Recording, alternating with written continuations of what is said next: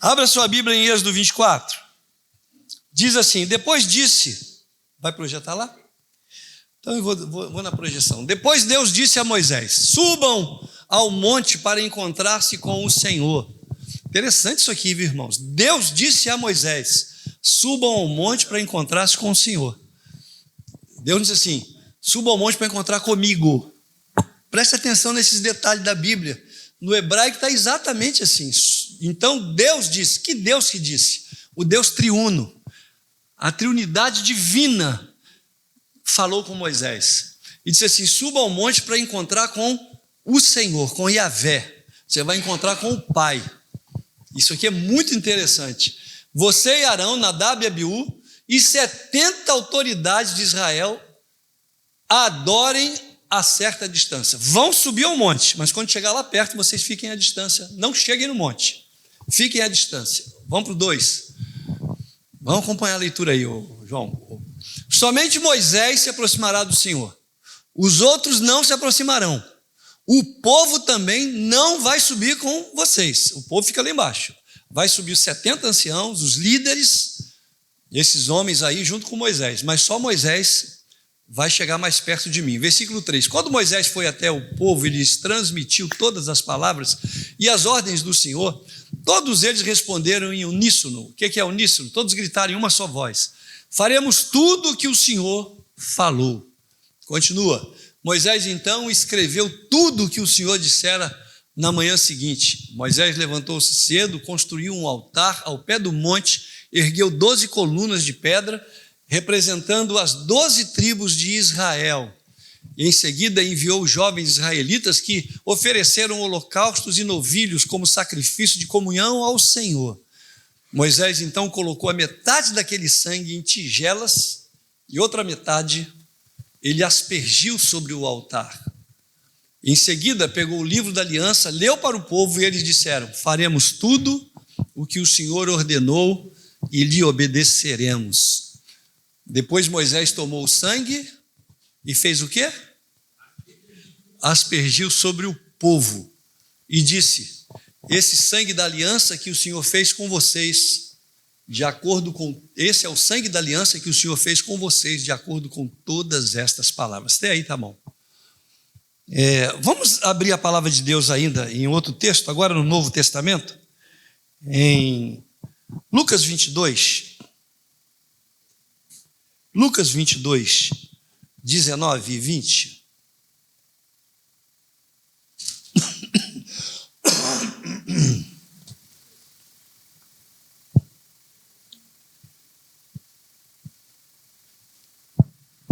Diz assim, e tomando o pão, e havendo dado graças, partiu e deu-lhes dizendo, isso é o meu corpo, que é dado por vós. Fazei isto em memória de mim. E no versículo 20, semelhantemente tomou o cálice depois da ceia e disse, esse cálice é o novo testamento do meu sangue, que é derramado por vós. Bebei dele todos. Espírito de Deus, que a tua palavra nesta manhã fale ao nosso coração de forma poderosa, para que ao sairmos daqui, possamos levar, Senhor, para a nossa reflexão, aquilo que o Senhor espera de nós como teu povo. Porque a tua palavra diz que nós somos o teu povo, Senhor, e nós cremos nisso e recebemos a tua palavra e obedecemos a tua palavra. Eu oro a ti em nome de Jesus. Amém e amém. Queridos, dentro do pensamento teológico, eu não vou falar muito alto, porque eu também estou um pouco resfriado. Então os irmãos procurem ficar sintonizados aí naquilo que der para os irmãos entenderem. Mas dentro do pensamento teológico, principalmente dentro do pensamento judaico-cristão, o conceito de aliança, que vem do hebraico berit, é o ponto central que estrutura a relação de Deus com o ser humano. E isso só aconteceu por causa da aliança. E essa aliança que é construída, ela não é apenas um contrato formal, é um contrato que você faz entre duas partes, mas é apenas formalidade, não é. Essa aliança que Deus faz com o ser humano é um compromisso profundo, onde Deus espera que haja nesse compromisso a fidelidade, a comunhão e o propósito.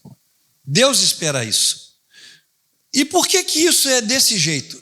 Porque dentro das mitologias, desde os mesopotâmios, desde os antigos, na mitologia grega dos romanos, a ideia de Deus para eles não é um Deus que, embora ele aparenta um corpo físico, ele não é um Deus de relacionamento humano.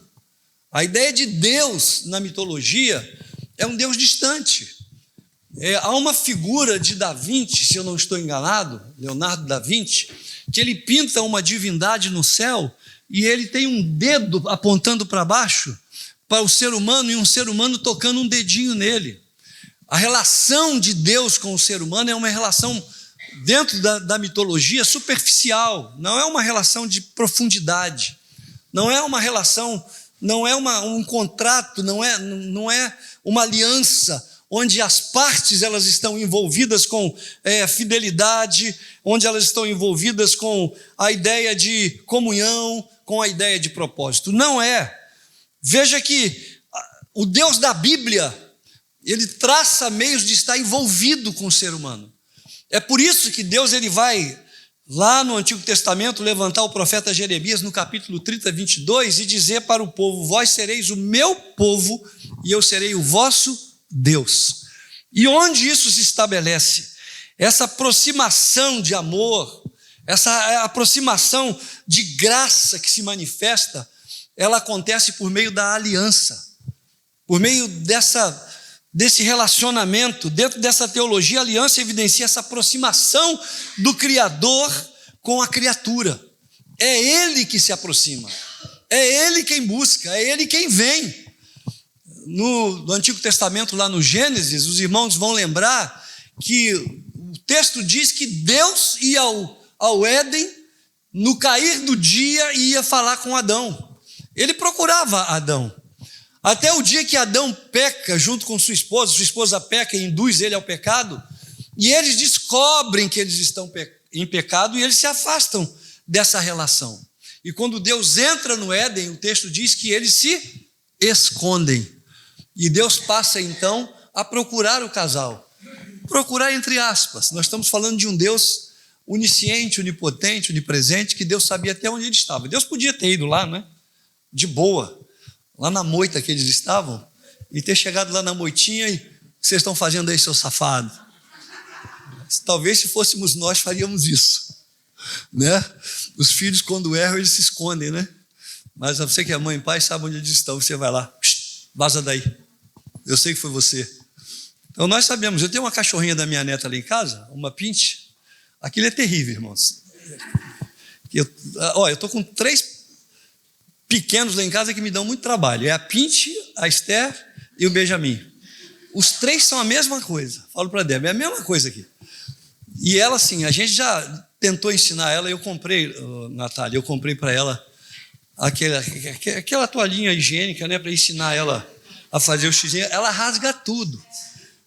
Para ela não existe isso. Não é aquele cachorrinho educado, não, né, que você bota uma coisinha lá, ele vai com educação. Não, ela rasga tudo. Comprei uma caminha com esse frio, vou botar uma caminha para ela dormir. Ela rasgou a caminha todinha. Falei: vou comprar nada, vai dormir no chão frio. E aí a gente está tentando ensinar ela para não fazer a necessidadezinha dela dentro de casa. Então eu deixo ela do lado de fora. Dentro de casa não. Mas é soltar ela 1 minuto de distração. Daqui a pouco ela sai correndo para a casinha dela e fala: já fez. A gente já vai no lugar e já sabe, lá está a besteira que ela fez. Aí você vai lá, pega e traz ela, esfrega a cara na merda, ela não vai fazer mais isso. No outro dia ela vai fazer de novo. Não adianta. A gente sabe. Quando eles escondem, a gente sabe. E Deus sabia onde Adão estava escondido. E Deus podia ter ido lá e ter falado com ele: sai daí, cara, você já vacilou, eu sei. Mas Deus não fez isso. Deus ficou procurando Adão. Adão, onde você está? E a ideia de Deus não era localizar geograficamente Adão, era trazer na consciência dele que o lugar que ele havia se metido não era um lugar que Deus gostaria que ele estivesse. E às vezes nós precisamos de entender isso. A aliança que Deus faz é uma aliança de aproximação. Deus não age como os deuses da mitologia. E dentro da teologia bíblica, nós tivemos pelo menos 5 períodos de aliança. A primeira aliança que Deus faz é a aliança com Noé. Quando Deus ele destrói o mundo com água, e ele faz uma aliança com Noé, dizendo que isso ele não ia fazer mais. Essa semana eu estava caminhando, interessante, e passando em frente à escola, um senhor, mais ou menos da minha idade, olhou e falou assim: que coisa bonita, né? Ver essas crianças entrando para a escola, é o futuro que está aí. É o futuro. Eu falei: é muito bom, muito bom. A gente olha para essas crianças e vê assim que o Brasil vai continuar. Ele falou: pois é, e tem uns bobão aí que fica falando que o mundo vai acabar. Que besteira, vai acabar para quem vai morrer. Nós vamos morrer, vai acabar para nós, mas isso vai continuar, coisa e tal. Eu falei assim: a Bíblia está falando isso, né? Eu falei: pois é, tem um monte de gente que acredita nessas coisas, não sei o quê. Eu fui deixando, fui alimentando. Ele falou assim: cara, eu acredito até em alienígena. Eu falei: é mesmo? O senhor já viu um alienígena? Não, nunca vi. Então, como é que o senhor acredita no alienígena? É porque lá nos Estados Unidos tem gente morando lá que é alienígena. Como é que o senhor sabe disso? Ele falou: não, eu li. O senhor leu onde? Tem umas 3 fontes que eu li que são fiéis, eu acredito. Eu falei: pois é, o senhor acredita no alienígena por 3 fontes fiéis que o senhor leu, e o senhor não acredita na Bíblia, que tem um monte de testemunhas que declaram que a Bíblia é a palavra de Deus, e Deus disse que um dia esse mundo vai acabar, e o senhor não acredita. Onde está a incoerência do senhor? O senhor acredita no testemunho de gente que viu alienígena, mas não acredita na Escritura Sagrada, o livro mais antigo do mundo, o livro que está aí ensinando para nós a palavra de Deus. Aí ele mudou o tom. Não, é possível que essas coisas aconteçam. Notre Dame falou também sobre isso. E aí ele começou a mudar. Eu falei: mas a palavra de Deus é Jesus quem disse. O homem não pode andar sem fé, senhor. Ele falou: não pode mesmo, não. O homem tem que ter fé. Jesus disse assim: credes em Deus, credes também em mim. Então nós precisamos de crer em Jesus. Quer ter vida? Tem que crer em Jesus. Se não crer em Jesus, não tem vida. Precisa de crer em Jesus. Então, assim, a aliança com Noé foi uma aliança de que Deus não destruiria o mundo mais com água. Não haverá mais essa destruição. O ser humano não será destruído. Foi uma aliança que Deus fez, um pacto que Deus fez. Depois Deus faz um pacto com Abraão. E diz que em Abraão, através de Abraão, ele abençoaria as nações da terra, por meio de Abraão. E essa bênção chega no nascimento do próprio Jesus. Depois ele faz um pacto com Moisés. Esse pacto que nós lemos lá no Sinai. Um pacto de sangue. O sangue de animais, para cobrir o pecado dos homens, para que os homens pudessem ser aceitos por Deus. E Noé e Moisés, ele pega a tigela de sangue e joga no povo, dizendo: o pacto está selado, o pacto está feito, o pacto entre vocês, o que vocês estão dizendo para Deus e Deus. O Deus está aqui pelo seu sangue. O sangue dos animais mortos é a presença de Deus que testemunha de que vocês prometeram obedecer os mandamentos do Senhor. Depois Deus faz um pacto com Davi, aliança com Davi, de uma promessa de um trono eterno. E esse trono eterno, ele se manifesta em Jesus, o Rei dos Reis, o Rei para sempre, o eterno Rei. E depois Jesus vem e faz um pacto de uma nova aliança. Uma aliança em que Deus se propõe a se relacionar com o ser humano, e nós estamos debaixo desse pacto, dessa aliança. Meus irmãos, a aliança exige uma resposta humana. A aliança não é um salvo-conduto para nossa negligência, para nós deixarmos de fazer aquilo que é certo. A negligência moral não encontra base na aliança. A aliança não é salvo-conduto para isso, pelo contrário, o pacto deve gerar em nós responsabilidade. É na obediência aos mandamentos de Deus e na busca da justiça moral e social, no cuidado dos órfãos, da viúva, do estrangeiro, no socorro ao necessitado. É nessas ações de retidão, por isso nós lemos nos Salmos que o reto ele é abençoado, o justo ele é abençoado. É através dos frutos visíveis e obrigatórios que a aliança se manifesta. Não é uma coisa superficial. Ninguém está aliançado com Deus se a vida dele não é uma vida justa, não é uma vida reta, não é uma vida santa. Se nós não estamos, irmãos, vivendo assim, a nossa aliança está rompida em algum lugar. A aliança ela não serve apenas como um conjunto de dogmas abstratos, não. Ela gera na nossa história, um compromisso vivo, onde a soberania divina e a nossa liberdade, eles se encontram, e o pacto da fidelidade mútua, ele nasce. Desse momento, então, nós temos um Deus que zela para manter no pacto aquilo que promete, e nós temos o dever de ser fiel às promessas de Deus. Aqui está a aliança. E é bom nós entendermos isso, porque nós vivemos uma época, irmãos, de conexões muito superficiais, de relacionamentos muito superficiais, de contratos descartáveis, casamentos que não duram nada, casamentos que têm duração pequena. Eu fiz um casamento numa igreja que eu pastoreei, irmãos. O casamento durou, acredito os irmãos, 45 dias. 45 dias. Um namoro de 3 anos e um casamento de 45 dias. Uma pompa no casamento, um salão, um sítio, uma pompa. A família gastou um dinheiro naquilo tudo ali. Aquela preocupação com aquela aparência. E quando o casamento aconteceu, com 45 dias, a moça me procurou e estava saindo do casamento, não dava mais. Foi por quê? Há uma incompatibilidade entre nós. Você namorou ele 3 anos, você não viu isso? Depois de 3 anos que você enxergou a incompatibilidade, ele se revelou depois do casamento. É lamentável isso. Nós estamos vivendo esse tempo, sabe, irmãos, onde as amizades se desfazem, simplesmente porque, às vezes, você não recebe lá uma curtida lá no seu Facebook, né? Eu postei um negócio lá no Instagram, mas ninguém curtiu, nem fulano não curtiu, ou talvez ele botou um dedinho assim, pronto, acabou. Vou dar um offload, vou parar de seguir. Não é mais meu amigo. Os dedinhos lá não significa que as pessoas são seus amigos, não, irmãos. São pessoas que estão vivendo a vida deles lá para longe. Tem nada a ver com você.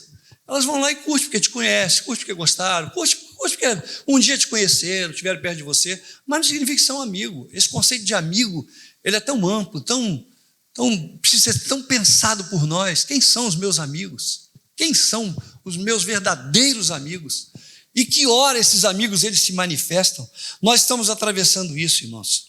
Contratos de trabalho rompidos, assim, de repente. A pessoa ora tanto para Deus dar a ela uma bênção do trabalho, e quando ela tem o trabalho, daí uns 3 anos, ela já não quer mais aquilo, já não está mais satisfeita, já está cansativo, já está enjoativo, eu não quero mais isso, não dá mais para mim. E ela vai lá e rompe, depois entra de novo num ciclo de dificuldade para a sobrevivência. A mentalidade que os seres humanos eles têm hoje é que isso é bom enquanto tem vantagem. Por isso eu dei aquela palavra introdutória. Talvez você pergunte, qual é a vantagem que eu ganho servindo na igreja? Porque vantagem para nós hoje se tornou dinheiro no bolso. Mas qual é a vantagem que você tem servindo ao Senhor? Será que nós não temos? Vejam que quando nós nos aproximamos da mesa do Senhor, nós somos confrontados com uma lógica completamente diferente. Porque Jesus, ele segura o cálice, ele pega o cálice e ele diz assim, esse cálice significa o sangue da nova aliança, o meu sangue. Esse cálice significa eu estou vinculado com você. Entre nós está havendo uma aliança. Entre nós está havendo um pacto. E que fique bem claro, se eu falhar, que o meu sangue seja derramado. É isso que Jesus disse. O cálice me vincula a você a partir de hoje. E se eu falhar, o meu sangue será derramado. O seu sangue deverá ser derramado. Veja que é um pacto muito profundo. E nas culturas antigas, o berite, ele era formado exatamente com sangue. Os pactos, eles eram feitos de sangue. Você já deve ter visto na história de indígenas que corta o dedo e bota o dedo no outro com sangue, fazendo ali uma aliança, fazendo ali um pacto. Antigamente se usava muito isso. Era o pacto de sangue. E naquela noite, Jesus estava dizendo que o próprio Deus assumiu o prejuízo da nossa falha. O meu sangue está sendo derramado. Mesmo que você falhe, se você falhar, o sangue será derramado. O meu sangue será derramado. O pacto que Deus faz com a gente não tem nada a ver mais com você. agora tem com Ele.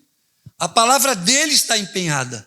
A história humana é a história de nós quebrarmos as alianças. Durante toda a história, somos nós humanos que quebramos. Quebramos promessas a Deus, quebramos promessas aos outros e quebramos muitas vezes votos que nós fazemos na casa do Senhor. Quem batizou na igreja metodista wesleyana aqui? Levanta a mão. Quem batizou aqui? Quem batizou aqui na igreja wesleyana? Quem batizou aqui? Lembra do dia do seu batismo? Alguém aqui lembra? Entre os votos que você fez votos lá. Primeiro você fez profissão de fé, creio em Deus Pai, e aí lá embaixo termina fazendo voto. Promessas que você faz.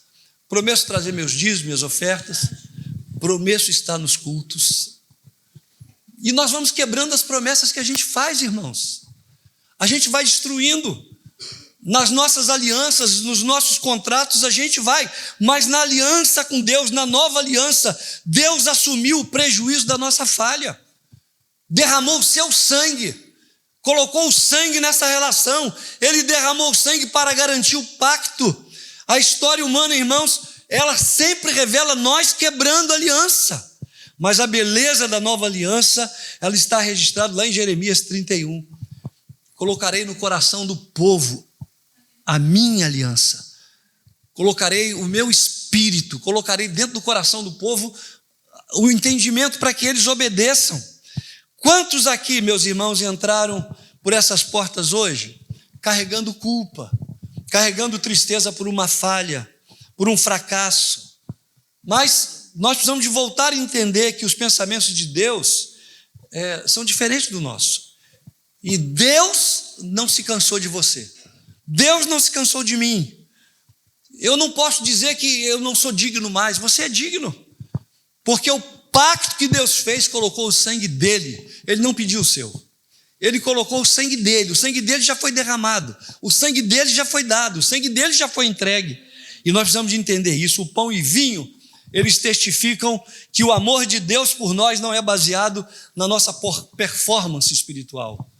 Naquele jeito estereotipado de sermos espirituais, que muitas vezes a gente deseja que as pessoas nos veem como pessoas espirituais, né? Às vezes há um esforço para que isso aconteça, mas não é assim que Deus nos olha. Deus nos olha como seres humanos falhos, seres humanos que pecam. Deus sabe quem somos nós e por isso Ele investiu o sangue dele por nós. Mas isso não é, conforme já foi dito lá no início, uma condição para que nós possamos viver de qualquer jeito. Deus espera de nós a fidelidade, a lealdade. Deus espera de nós o amor, a dedicação. Deus espera de nós que nessa aliança entre Ele e nós, essa aliança que Ele escreve dentro do nosso coração, porque lá em Jeremias o Senhor disse assim: colocarei a minha lei dentro do seu interior e a escreverei no seu coração. Deus colocou a sua lei dentro de nós. Através do Espírito Santo, a graça revelada de Deus permite que o Espírito Santo nos incomode. Às vezes assusta de ver crentes que estão vivendo uma vida tão dispersa de Deus e não são incomodados pelo Espírito Santo. Eu chego a não acreditar nisso. Não é possível que não sejam. Aquele que tem uma experiência profunda de conversão, quando ele falha, por mais duro que esse coração seja, o Espírito de Deus vai trabalhar no coração dele, para que haja um conserto, para que haja busca do perdão, para que haja uma vida de santidade, para que haja um cuidado para que aquilo não se repita. Claro que não será impossível de se repetir, mas o Espírito de Deus vai trabalhar em você para impedir que a sua vida seja uma vida de devassidão.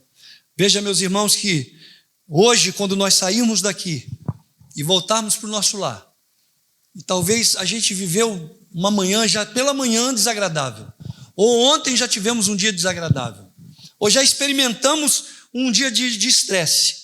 Eu tenho certeza que o Deus que você serve, Ele vai restaurar você nesta manhã, de maneira que quando você voltar para casa, o Espírito de Deus estará trabalhando em você e dizendo para você: é meu, você me pertence, eu tenho uma aliança com você, eu tenho um pacto com você, eu estou aliançado, eu dei meu sangue para que nós pudéssemos estar nessa relação, eu dei o meu sangue.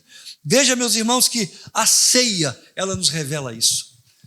essa aliança de Deus por nós. E uma segunda coisa que a ceia nos revela é que essa aliança ela é vertical, é Deus fazendo por nós, ela precisa gerar uma aliança horizontal entre nós mesmos, uma aliança de comunhão coletiva entre nós mesmos. Nós não tomamos a ceia sozinhos, nós não estamos tomando a ceia dentro de um quarto. Você não chega na sua casa, vai lá e compra um suco de uva, um pão, tranca no quarto e toma sozinho. Você não faz isso. O convite aqui é para a comunhão, é para estarmos juntos, é para ser tomado em comunidade. O pão é um só, mas diz a palavra de Deus que Jesus tomou o pão e ele partiu o pão, partiu para os seus discípulos. Isso fala de comunhão, a aliança que nos une a Deus também nos une uns aos outros. Se estamos sob a mesma aliança, precisamos entender que nós somos a mesma família. Estamos aqui como uma família. É impossível estar em paz com o sangue da aliança no altar se a nossa relação espiritual, a nossa relação de amizade, ela for uma relação de guerra, uma relação de divisão, uma relação de inimizade com o nosso irmão que está sentado do nosso lado. Não existe isso. E João, ele é muito claro quando ele diz isso. Ele diz que se nós falarmos que temos comunhão com Deus, mas não conseguimos conviver com nossos irmãos, nós somos mentirosos. Porque como que você vai ter relação com Deus? Como você vai amar a Deus se você não consegue amar ao seu irmão que está do seu lado? É a ceia, é esse momento da nossa unidade se revelar, da nossa comunhão. A ceia nos obriga a olhar para o lado, a estender a mão para o nosso irmão. A ceia nos obriga a isso, meus irmãos. Essa mesa é a mesa que exige de nós a reconciliação. E eu quero que você aplique isso ao seu coração. Como é que está a sua relação dentro da igreja? E vou começar aqui dentro, com a família cristã. Como é que está a sua relação com a igreja? Com seus irmãos? Há indiferença na sua amizade com alguém? Há reserva no seu coração com alguém? Você vai tomar ceia. Será que não está na hora de você derrubar isso? De você acabar com isso, se aproximar do seu irmão e dizer: irmão, eu estava com uma reserva no coração contra você, mas hoje eu quero derrubar essa reserva em nome de Jesus. Não tem lugar para reserva no meu coração mais. Eu pertenço ao Senhor. Como é que você vai para o céu em inimizade com alguém? Como é que a gente sobe para o céu? Será que lá no céu vai ter lugar assim? Eu vou subir lá, mas eu vou ficar no meu canto, você vai ficar no seu canto, acabou. Para nós não exige mais. Será que nós vamos viver no céu assim? A nova aliança, ela precisa romper barreiras do orgulho, do preconceito, da mágoa, da divisão. Se Cristo nos acolheu na mesa dele, se ele nos chama para a mesa dele, sendo nós tão falhos, nós devemos também, irmãos, entender que não podemos excluir nenhuma pessoa das nossas relações por causa da falha dela, e talvez até as nossas falhas. Porque às vezes a gente que falha, mas prefere culpar o outro para que a gente fique bem na nossa consciência. Nesse dia de Santa Ceia, nesse momento que nós vamos nos aproximar da mesa, eu quero convidar os irmãos a olharem para o sacrifício de Jesus, aquele que foi levado para a cruz sem cometer pecado algum. E o apóstolo Paulo fala sobre isso. Ele não teve pecado algum, mas ele foi levado para a cruz. Eu imagino, irmãos, qualquer um de nós sofrendo tamanha injustiça, como que nós não estaríamos gritando por justiça, clamando por justiça? Não é justo o que estão fazendo comigo. Qualquer um de nós.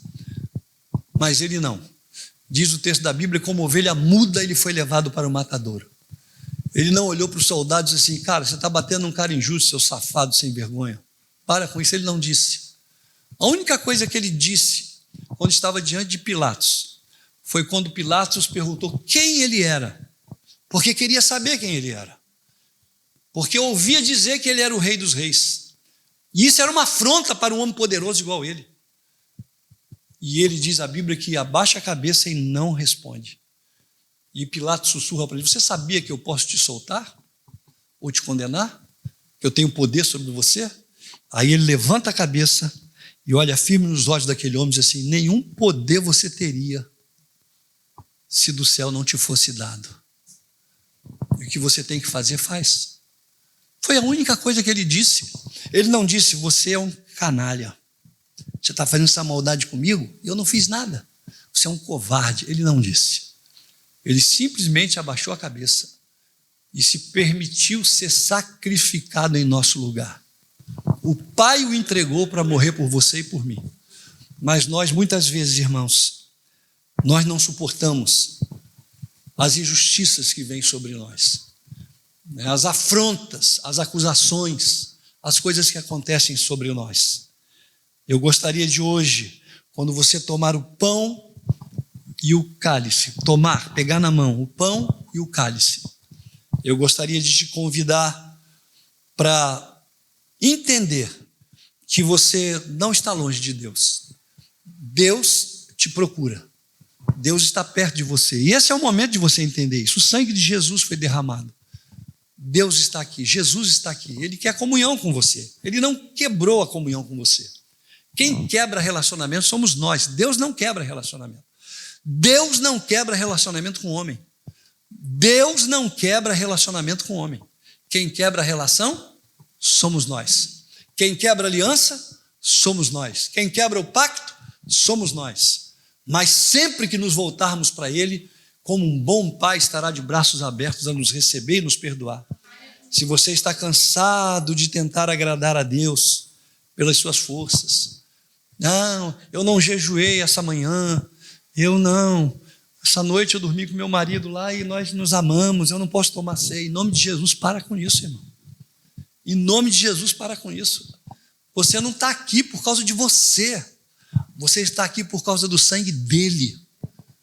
E até porque com seu marido, qual o pecado que você cometeu? Estou dizendo isso porque eu já ouvi isso, irmão. Teve um casal na igreja que eu pastorei e disse que não ia tomar ceia porque a gente fez amor essa noite. É mesmo, irmão? Vocês pecaram? Vocês cometeram pecado? Nós chegamos ao absurdo de entender as coisas diferentes daquilo que Deus quer para nós. Em nome de Jesus, irmão. Em nome de Jesus. E entenda que você não está aqui pelos seus merecimentos, é por causa da graça de Deus. E se há divisão entre nós, como igreja de Jesus, lembre-se, o corpo dele foi partido por nós. O corpo dele não foi partido só por você. Jesus não morreu para você, ele morreu para nós. Nós somos o alvo da graça de Deus, da bênção de Deus. Então, irmãos, nesta manhã, coma o pão e beba o cálice com alegria, com gratidão, com seu coração renovado, sabendo que esse compromisso de Deus conosco, ele é inabalável, é por nós, deu a vida e o sangue dele por nós.